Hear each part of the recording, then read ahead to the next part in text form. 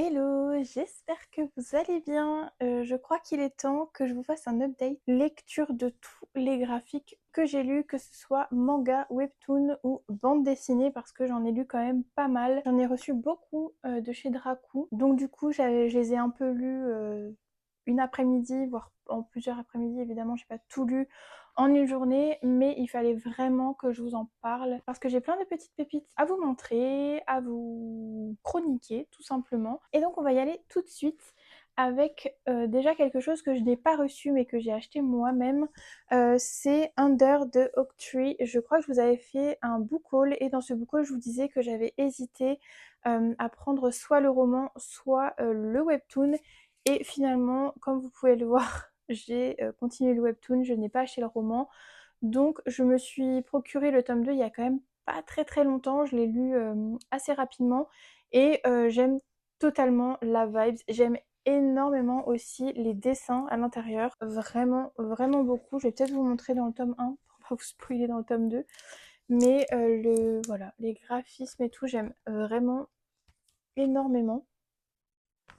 Et donc pour vous faire un rapide résumé, on est avec Maximilienne, appelée un peu Maxime, qui est la fille aînée du duc de Creusot et qui a été mariée, enfin qui a été, comment dire, oui mariée un peu de force, un mariage arrangé avec un jeune chevalier qui est Riftan Calypse. Sauf qu'en fait, elle n'a jamais vraiment vécu ce mariage puisque lui est parti à la guerre. Mais il revient finalement et l'emmène directement dans son château. Alors elle est un petit peu contente, mais en même temps, elle ne sait pas trop à quoi s'attendre puisque son père la maltraite quand même beaucoup.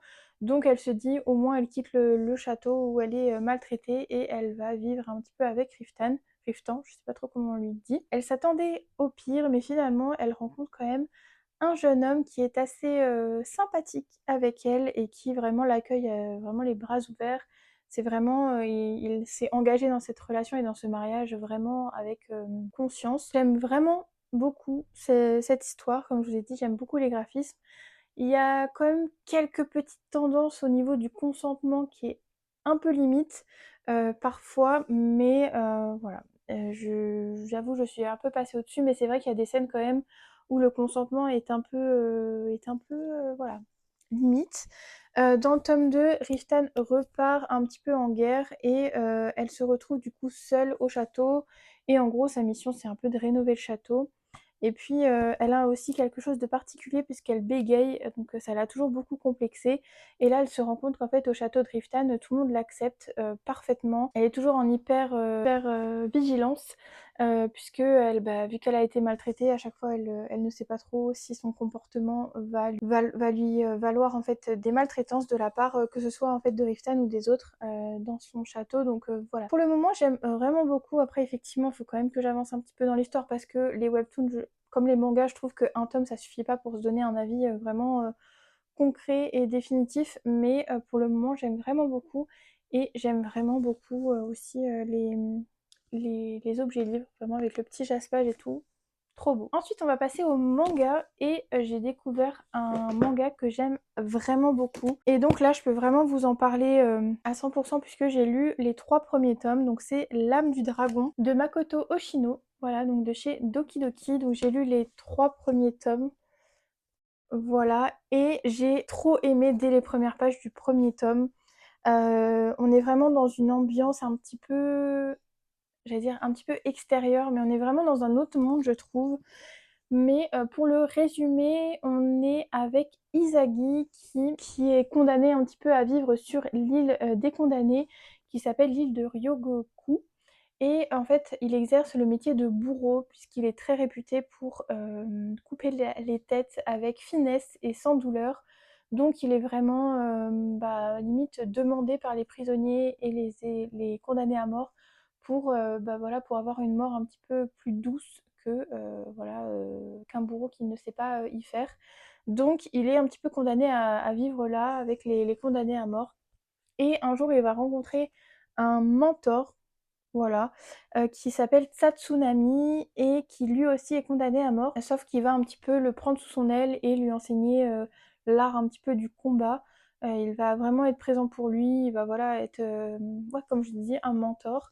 et sauf que va arriver le jour où Izagi va devoir l'exécuter. Et Izagi se rend vite compte également qu'il a une sorte de pouvoir, puisque avant de trancher la tête d'un condamné, il se rend compte qu'il a en tête ses dernières pensées avant sa mort, et donc avant la mort de Tsunami, ça va également lui arriver, sauf que malheureusement, il va voir que Tsunami a été condamné parce qu'il avait tué un dragon. Et Izagi, son rêve le plus cher, c'est de voir un dragon de ses propres yeux. Donc il va un petit peu être choqué, mais en même temps, c'est comme si Tsunami lui avait offert l'opportunité de voir un dragon, bah voilà, pour la première fois de sa vie. Et donc ça, c'est les premières pages.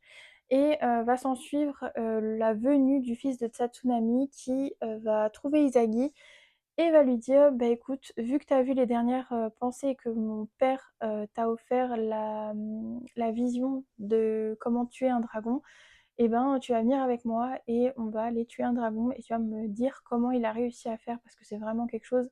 Enfin, les dragons sont vraiment considérés comme des choses, comme des créatures vraiment particulières qu'on ne doit pas regarder dans les yeux. Enfin, vraiment, il y a toute une mythologie, voilà, quelque chose autour des dragons.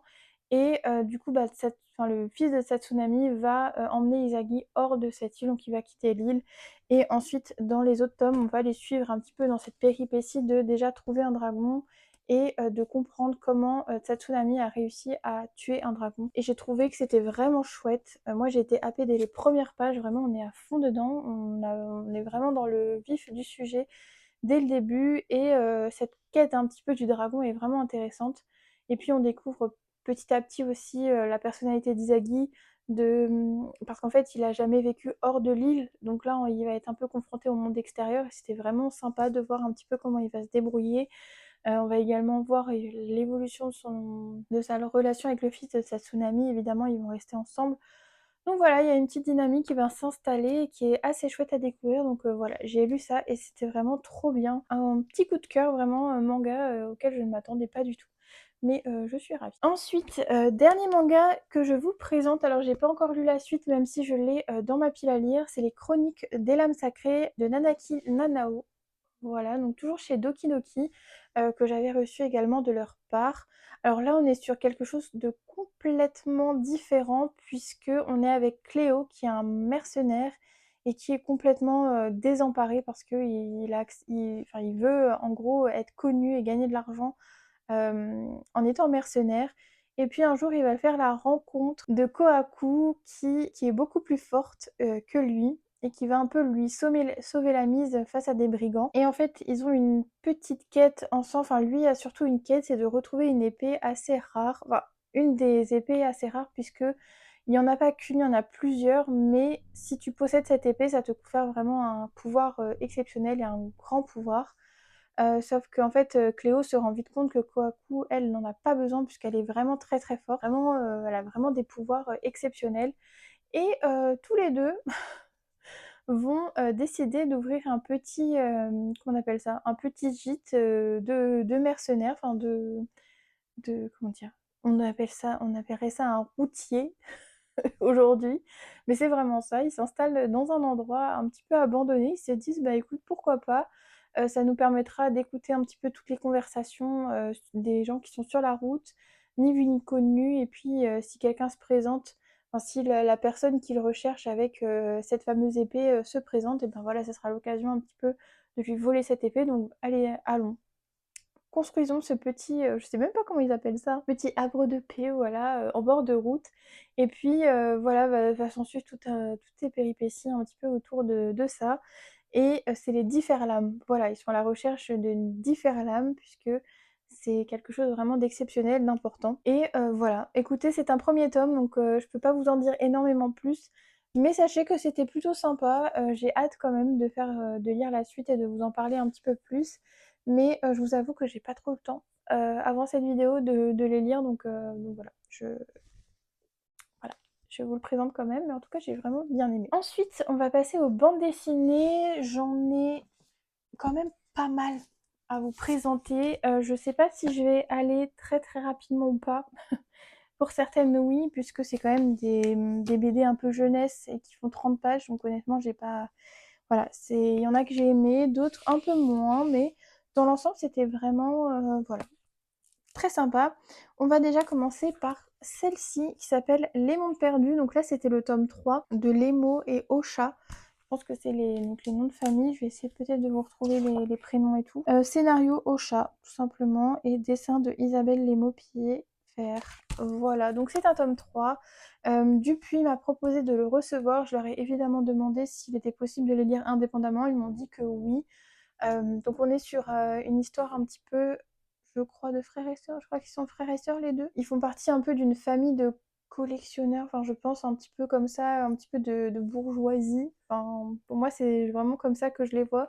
Dans une famille un petit peu bourgeoise londonienne qui sont un peu antiquaires, voilà, qui s'occupent un petit peu de ça, qui font probablement peut-être aussi des fouilles.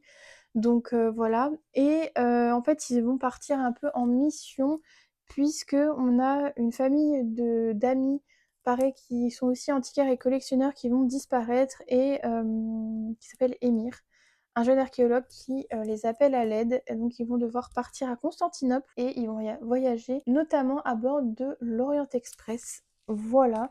Alors honnêtement j'ai bien aimé, franchement ça me donne presque envie de lire un petit peu la suite. Je vous montre un petit peu. Voilà, j'ai vraiment bien aimé les dessins, etc. Honnêtement, pour une personne qui adore l'archéologie, qui a fait de l'archéologie et qui est toujours passionnée par l'archéologie, c'était vraiment super intéressant au niveau des objets. Il y a vraiment une intrigue. Bon, après, je vous avoue que commencer par le tome 3, c'est peut-être pas la meilleure des choses. Ça me donne vraiment envie d'acheter les autres tomes, en fait, parce qu'il y a quand même une intrigue un petit peu sous-jacente et qui perdure, je pense, au fil des tomes. Donc voilà, des fois, il y avait des choses qui étaient dites que je comprenais pas forcément. Mais voilà, on est sur un thème un peu comme ça, avec une petite enquête, voilà, des mystères à résoudre. Là, on est voilà, ils doivent résoudre un petit peu une énigme pour résoudre le mystère et trouver des objets. Donc j'ai trouvé ça vraiment cool. Ça me fait penser un petit peu à Indiana Jones, mais en très jeunesse. Il y avait aussi un autre film qui était un peu comme ça. Mais vraiment, je trouve que c'est, pour la jeunesse en tout cas, je trouve ça très très sympa pour donner un petit peu le goût de l'histoire et de l'archéologie et des recherches comme ça. Donc voilà, on est sur une petite BD que j'ai vraiment beaucoup aimée. Une autre que j'ai vraiment beaucoup aimée, qui est un one-shot cette fois, c'est Les Enfants du Bois, donc de chez Dracou. Alors celle-ci était vraiment comme un conte. Je sais même pas comment vous en parler parce que c'était vraiment ultra poétique et en même temps horrible. Donc je vais vous lire un petit peu le résumé, ça sera plus simple parce que j'ai peur un petit peu de mélanger et peut-être de vous spoiler certains trucs. Donc pour son anniversaire, Aliénor reçoit un cadeau particulier de la part de son père inventeur, un petit frère au corps de métal, pardon. Malade depuis des années, la jeune fille espérait autre chose, surtout que le jouet se nomme Blaise, comme le petit frère qu'elle n'a jamais connu, et que son père prétend qu'il a une âme. Flanquée du garçonnet qui l'agace, Aliénor va un jour découvrir la vérité sur sa soi-disant maladie. Les deux enfants fuient alors dans les bois où fantômes, ghouls et secrets les attendent. Voilà, donc en gros, elle va recevoir un petit frère mécanique pour son anniversaire. Et, euh, et en fait, c'est ça, il est fait de métal. Et Aliénor a une maladie. Alors malheureusement, je ne peux pas vous en dire plus parce que ce serait vous spoiler. Elle a une maladie qui est quand même assez particulière. Tout le monde est au courant dans le village, mais en même temps, il y a un peu des non-dits. Enfin, c'est assez spécial. Son père également est assez spécial. Alors, je vous avoue que je sais pas trop quel. En fait, j'ai peur de vous spoiler si je dis plus de choses. C'était vraiment. J'ai beaucoup aimé cette BD, honnêtement. Je pense qu'elle peut faire partie des prises de conscience et vous savez, des fables qui ont une morale à la fin. C'était vraiment ça. Et je ne peux que vous la conseiller. Elle était sombre, elle était poétique, elle était horriblement touchante. Donc voilà, j'ai vraiment beaucoup aimé cette BD. Je la mets vraiment dans mon top 5, voire 10 de BD. Top 10, voire 5 plutôt. Je peux que vous la recommander. Et d'ailleurs, si vous l'avez lue, dites-moi ce que vous en avez pensé parce que vraiment, gros coup de cœur pour cette BD. Alors, une BD que j'ai un petit peu moins aimée. Celle-ci date un petit peu dans ma pile à lire, je l'ai lue. Donc c'est Aileen du fond des eaux. Alors, dans ce livre, on est au cœur d'une montagne un petit peu reculée avec des personnes qui sont à la recherche d'or. Donc ils sont un petit peu en train de fouiller les rivières, etc. Et un jour, Aileen va les voir et en fait c'est une marmotte. Mais c'est comme les sirènes, en fait, quand elles enlèvent leur queue, elles deviennent femmes. Bah là, c'est pareil, la marmotte va enlever sa peau et va devenir femme. Et elle va se prendre d'amour avec un jeune homme qui est en train de chercher de l'or. Donc elle va un peu l'aider dans sa quête d'or, etc.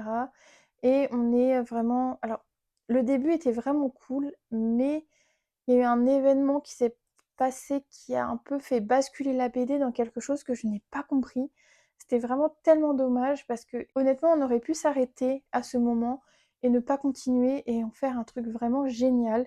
Mais là, on a vraiment... En fait, c'est un peu on est un peu dans un mood un peu Pocahontas, vous savez, quand il y a les hommes qui arrivent et cette atmosphère un petit peu rouge et noire qui s'installe avec ces hommes qui sont en train de chercher de l'or et de détruire un petit peu toute la faune et de la flore et de détruire un petit peu tout cet écosystème qui vivait tellement bien avant.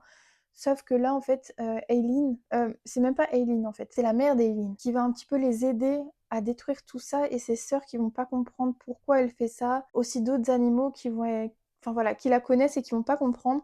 Et à la fin, vraiment, ça devient n'importe quoi. Enfin, on va suivre du coup la fille puisque la mère d'Aileen en fait va s'échapper. Elle va un jour en fait son mari un peu éméché va en rigolant devant tous ses amis et tous ses collègues un petit peu dire ah ah ah ma femme est une marmotte, j'ai sa peau dans un coffre au grenier. Voilà. Donc voilà, c'est ça l'événement. Et donc en fait, elle va s'enfuir et ne plus jamais revenir. Sauf que Aileen va un petit peu grandir comme ça, dans cette atmosphère. Elle va avoir des amis. Et en fait, c'est toute cette partie-là que j'ai pas trop compris. Ça part dans tous les sens, ça part dans des choses un peu lunaires. Donc voilà, un petit peu dommage. Ça aurait pu s'arrêter à enfin, la mère d'Aileen s'enfuit et voilà, où il y a un plot twist et ils sauvent la montagne qu'ils ont un peu détruite, enfin bref. Voilà, en tout cas c'est une BD quand même assez longue, mais ouais, je reste un petit peu sur ma faim et un petit peu mitigée, mais voilà, c'était chouette, on va dire. Le début était chouette, mais c'est vrai que je vous montre un petit peu les dessins, vous voyez, c'est un peu cette atmosphère comme ça. Je vais vous montrer une... Voilà, c'est vraiment cette atmosphère un petit peu dont je vous parle, un petit peu rouge voilà, des couleurs assez sombres. Voilà, les graphismes sont pas non plus ce que je préfère. Je vous montre un petit peu, donc là on est vraiment avant, sinon voilà. Marmotte, tout ça, tout ça. Donc voilà, un petit peu mitigée, un petit peu déçue aussi par ce changement de choses, mais bon, voilà. Ensuite, une autre BD où je suis un petit peu mitigée, mais je pense que c'est parce que je suis pas la cible, très honnêtement. J'ai lu Cybercats, toujours de chez Dracou, qui a été écrit par Aurélie Wellenstein et mis en dessin par Laboureau. Alors pardon, je n'ai pas le prénom. Par Thomas Laboureau, voilà, dessin et couleur. Et on est sur quelque chose vraiment, je pense que tous les adolescents vont adorer. Voilà, et en fait, dans donc dans cette BD, on est avec des chats. Donc on est déjà avec un premier chat qui s'appelle, je ne sais plus, vraiment il faut que je fasse un effort avec les noms et tout, qui s'appelle Azuki et qui travaille comme livreur, voilà, comme livreur Uber Eats, mais pour les humains. Et en fait, il y a un jeu un petit peu qui traîne partout, en fait, on met un peu en VR.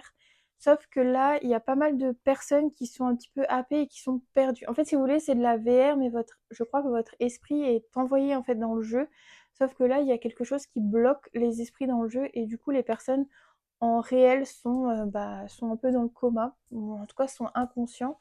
Et du coup, Azuki avec ses amis, puisque il y a trois chats, donc deux chats et une femme chat, enfin, un chat femelle, qui vont un petit peu enquêter, qui vont partir dans ce jeu pour découvrir un petit peu ce qui se passe. Et effectivement, on a un petit peu une morale sur le harcèlement en ligne. Voilà. Donc c'était plutôt intéressant, honnêtement. Mais c'est vrai que je pense que je suis pas la cible, évidemment, de ce genre de BD, donc j'ai un petit peu moins accroché, un petit peu moins aimé, mais je suis sûre que à mettre entre les mains des adolescents d'aujourd'hui, c'est tellement important.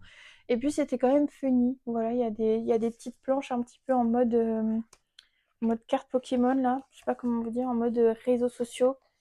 Voilà, vous avez Instacat, voilà, avec des petites pages un petit peu de réseaux sociaux.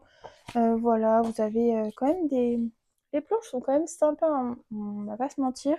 J'aime beaucoup les dessins, etc. Mais voilà, c'était sympa. C'était une bonne morale. Et honnêtement, je pense que ça peut plaire vraiment à des adolescents de lire ça. Voilà. Ensuite, une autre BD qui a aussi été écrite par Aurélie Wellenstein. Et là, et là, on retrouve vraiment la plume d'Aurélie dans cette BD, puisque ça s'appelle Licorne. Et vous savez ou pas, mais Aurélie Weinstein, dans tous ses romans, met vraiment un point d'honneur à défendre la cause animale et voilà, à démontrer à quel point les animaux, enfin, on traite mal les animaux en fait. Et dans celui-ci, ça n'a pas loupé, c'est encore ça. Puisque on va être avec deux sœurs. Alors attendez, faut que je relise le résumé. Victime d'un mal mystérieux, la jeune Blandine voit sa peau verdir lentement. Quand la marque atteindra son visage, elle perdra l'esprit. Oui, c'est ça, en fait, on est avec deux sœurs, donc une Blandine qui en fait du ver qui se propage sur sa peau, et sa jeune sœur, pour essayer de la sauver, part dans la forêt pour chercher des herbes, puisqu'elle a entendu dire que ça pourrait guérir ce mal. Sauf qu'en fait, son père est pas du tout, enfin vraiment, il déteste ce genre de choses, donc il va un petit peu la punir. Et en fait, elles vont toutes les deux un petit peu se sauver. Et surtout, sa jeune sœur pense que trouver des licornes pourrait les sauver et pourrait, bah voilà, elle a entendu dire que les licornes pourraient sauver sa sœur. Et c'est ça, elle s'appelle Jeanne. Elle s'engage en fait dans la forêt Bois d'Argent, qui est vraiment le territoire réputé pour abriter des licornes. Mais ce qu'elle n'avait pas prévu, c'est que les licornes ne sont pas issues de contes de fées et qu'elles sont vraiment, bah voilà, elles sont sauvages, redoutables et surtout elles détestent les humains. On n'a pas prévu une certaine chose qui va se passer et honnêtement, c'était trop bien. Alors là, pour le coup, j'ai vraiment beaucoup aimé, même si je pense encore une fois que ça m'est pas destiné, mais vraiment, l'histoire était vraiment mignonne. Enfin, mignonne. Je pense que je la mettrais au même niveau que celui-ci. C'était sombre et poétique et en même temps bourré de morale, voilà. Basé sur l'amour, sur l'espoir et ouais, et sur les rêves un petit peu d'enfants qui peuvent finalement être réels et conduire à de belles choses. Ah, j'allais dire, non, je peux pas vous dire ça. Mais en tout cas, c'est pas la fin auquel on s'attend. Voilà. Mais elle est tout aussi douce et remplie d'amour. Voilà. Donc c'est vraiment une BD que j'ai vraiment beaucoup aimée sur l'amour entre sœurs, sur le courage, sur l'espoir, comme je le disais encore une fois. Et les planches sont sublimes, sublimes, sublimes. Voilà, une petite licorne. C'est pas la licorne de conte de fées. Encore une fois, sur quelque chose vraiment de très très beau. Et Aurélie Weinstein, encore une fois, nous sert des chevaux. Voilà, hein, une BD sur des chevaux, elle y arrive carrément. D'ailleurs, il y a encore, faudrait que je lise Equinox. Je crois que j'avais reçu le tome 4, mais je n'avais pas le tome 3, donc il faut que j'achète le tome 3 pour lire le tome 4 ou le tome 5, je sais plus. Mais en tout cas, voilà, c'était vraiment une chouette lecture, donc voilà, très contente. Et la dernière BD que j'ai lue, je crois que c'est encore un one-shot. Donc là, tout ce que je vous ai proposé, ça c'est un one-shot, hein, on est sur Histoire complète. Et celle-ci, je crois que c'est un one-shot aussi, je ne sais plus. C'est pas vraiment... Ouais, Histoire complète, il y a écrit. Qui est sorti le 1er avril. Donc c'est dans la forêt de Winkerson. Et on est avec une petite souris. Voilà, une petite souris qui a perdu son fils et qui part un petit peu à sa recherche. Sauf que il n'a pas pris en compte...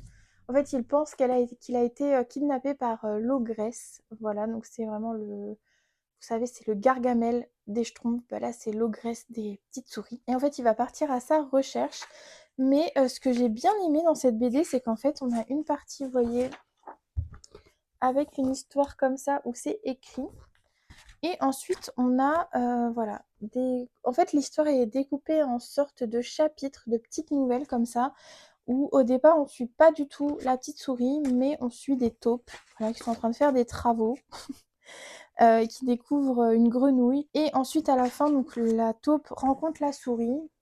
Vous voyez. Donc là, on est sur un autre chapitre. Et petit à petit, en fait, on avance dans l'histoire, on découvre d'autres personnages. Et en fait, tout va se relier finalement à la fin. Et je vous montre l'ogresse ou pas? Et on va découvrir l'ogresse. Voilà.